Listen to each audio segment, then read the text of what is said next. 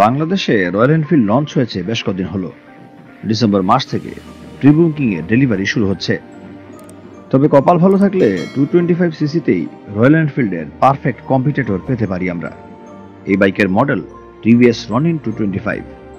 TVS এর যে কয়টি আপকামিং বাইক রয়েছে তাদের মধ্যে উল্লেখযোগ্যভাবে বলা যায় টিভিএস অ্যাপাচি RTR 310 এবং টিভিএস অ্যাপাচি RR 310। এছাড়া নতুনভাবে বাজারে আসতে পারে টিভিএস অ্যাপাচি RTR এর 200 সিসি এর ভ্যারিয়েন্ট। যাই হোক, কথা বলছিলাম টিভিএস রনিন 225 নিয়ে। কাগজে কলমে বাইকটি সরাসরি রয়্যাল এনফিল্ড হান্টারের হেড টু হেড কম্পিটিটর। 225 সিসির এই বাইকে স্পেশাল বলতে রয়েছে 225 সিসি এর একটি ইঞ্জিন, যা গতানুগতিক সেগমেন্টের বাইরে। 14 লিটারের ফুয়েল ট্যাঙ্ক সহ স্ক্র্যাম্বলার লুকসের এই বাইকটিতে রয়েছে 5 স্পিড গিয়ার বক্স, যা প্রতি লিটারে প্রায় 42 কিলোমিটার মাইলেজ দিতে সক্ষম।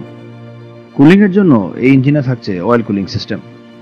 এছাড়া এই বাইকে রয়েছে রেইন এবং আরবান দুটি মোড।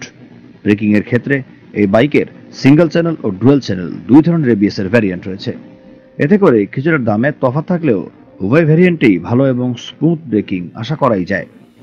20 bhp এবং 19.3 নিউটন মিটার টর্কের এই ইঞ্জিনে ঘন্টায় প্রায় 130 কিলোমিটার টপ স্পিড তোলা সম্ভব।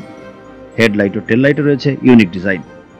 এত সব ফিচারের পরেও ভারতে এই বাইকের দাম পর্যালোচনা করলে বাংলাদেশের দাম হতে পারে 2,80,000 টাকা থেকে শুরু করে 3,30,000 টাকার ভিতরে। শেষ পর্যন্ত পাওয়া খবরে জানা গেছে 2025-এর ভেতরেই বাংলাদেশে টিভিএস রনিন 225 লঞ্চ হবে।